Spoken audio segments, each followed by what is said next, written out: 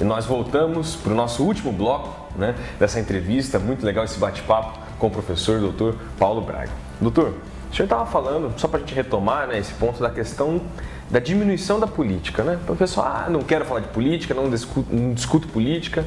É evidente que a gente poderia levar horas falando desse assunto, mas pelo menos a gente tem que citar aqui.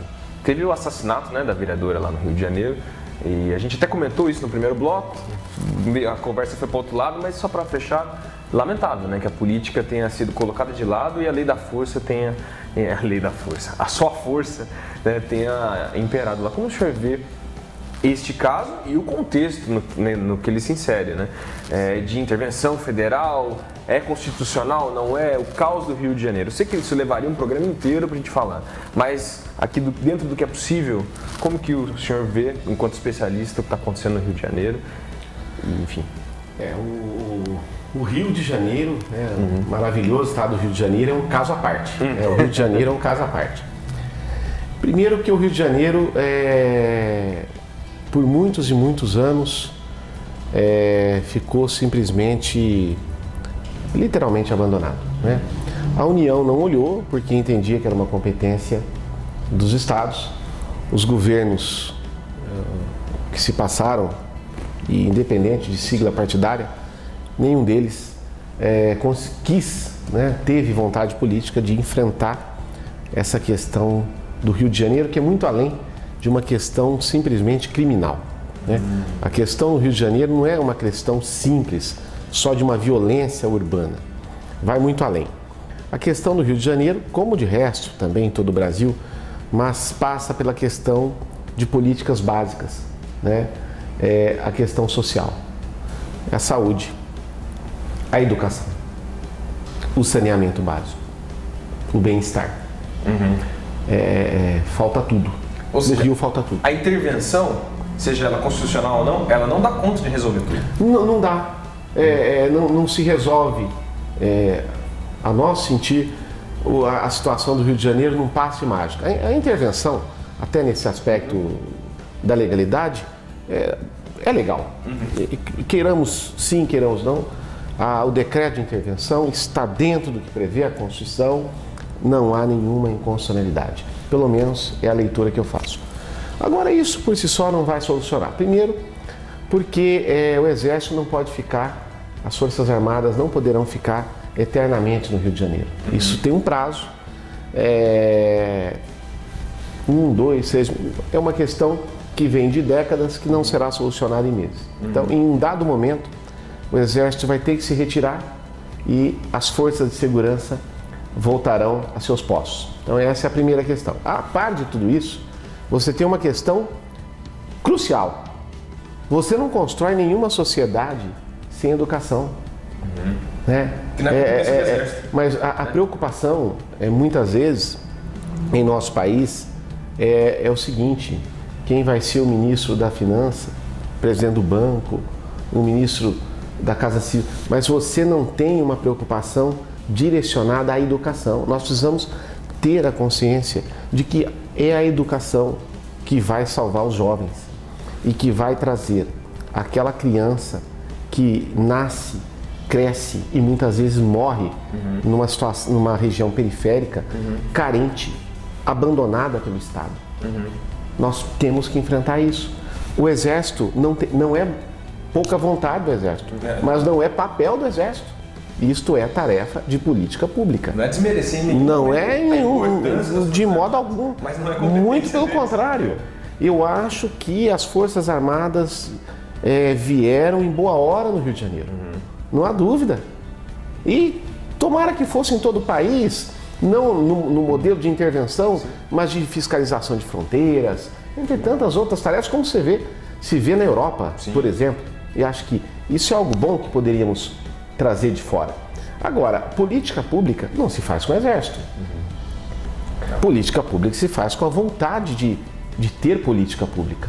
Os governantes, obrigatoriamente, eles têm o dever de fazer esse diálogo, de enfrentar isso de maneira concreta. As promessas são muitas, as concreções são muito poucas. Né? Muito discurso e muito discurso enfrentamento e pouca aos problemas. efetivação.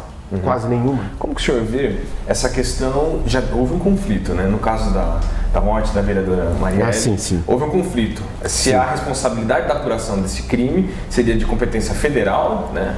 A própria Raquel Dodge fez um discurso, a nível estadual, outras autoridades e competentes. Então, é do Estado ou da União, né? Quem que vai...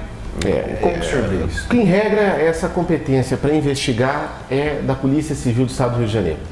A Constituição diz que em caso de violência, se constatada violência contra os direitos humanos, crime praticado em detrimento aos direitos humanos, poderá haver a chamada avocação, ou seja, isso ser transferido para a esfera da União Federal, então a competência passaria a ser da Polícia Federal. Não há dúvidas que o que aconteceu no Rio de Janeiro com essa vereadora é algo repugnante, não é? Que atentou não só contra ela, mas contra toda a sociedade brasileira, contra a democracia. É algo impensável. É impensável nos tempos de hoje, né? Ainda temos essa situação. Em que né? Você vê uma vida, acima de tudo, uma vida sendo ceifada simplesmente porque eventualmente teria emitido um juízo de opinião, né?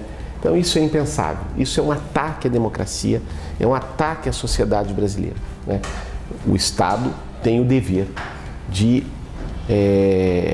forma imediata, né, fazer um enfrentamento e levar ao Poder Judiciário os responsáveis, mas da forma legal, dentro da legalidade, porque um erro também não justifica outro, né? Então,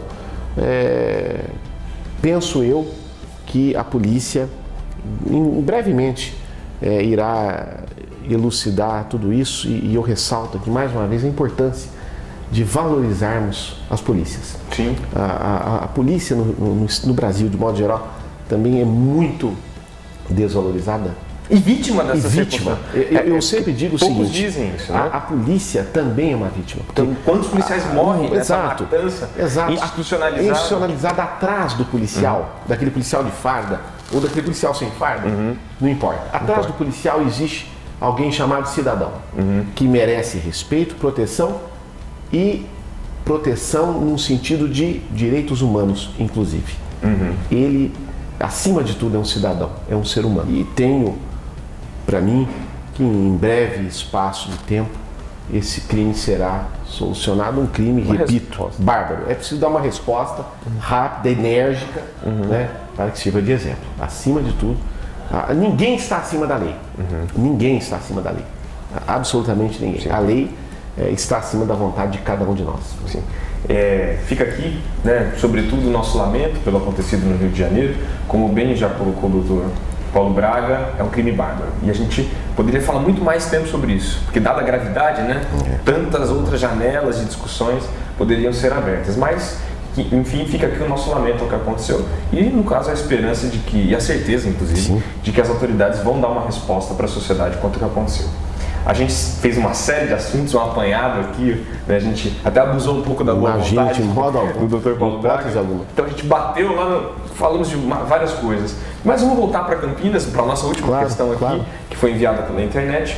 Os moradores de Campinas, os cidadãos campineiros, perguntaram: o aumento do IPTU, tão discutido recentemente aqui na cidade de Campinas, isso pode ser colocado em discussão na justiça? O morador que se sentir, aquele proprietário de um imóvel, pode que se sentir lesado ou injustiçado pelo aumento, ele pode procurar justiça? Isso tem fundamento?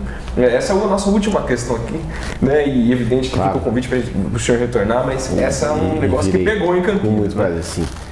Essa foi uma questão muito debatida em Campinas, né? Uma questão bastante debatida. Bom, essa questão atualmente tem que ser vista em dois planos. O primeiro plano que é um plano jurídico. Eu, particularmente, em um juízo particular, eu tenho por mim que houve uma ilegalidade, que o aumento é ilegal, que o aumento viola a Constituição, viola os princípios da razoabilidade e da proporcionalidade do tributo. Então, essa é a leitura que eu faço, principalmente levando em conta o momento político e econômico e social pelo que passa o país, não é só Campinas, mas todo o país. Isso, a meu sentir, não foi levado em conta e ofenderia, sim, os dois princípios constitucionais da razoabilidade e proporcionalidade do tributo. Então, esse é um ponto. Mas um outro ponto é que essa questão foi levada ao Poder Judiciário, foi bastante levada ao Poder Judiciário e, ao que parece, até onde eu tenho informações, o Poder Judiciário entendeu que não há ilegalidade na cobrança. E viver em sociedade é isso. E você ganha, né? E você ter um Poder Judiciário firme, independente, é isso também. Nós precisamos também dizer o seguinte, nós precisamos ter esse judiciário independente, livre, para que a sociedade assim possa se desenvolver. Então, o judiciário disse que a cobrança não é ilegal, até onde eu tenho informação. Então, parece que a questão está solucionada nesse ponto, até onde eu sei.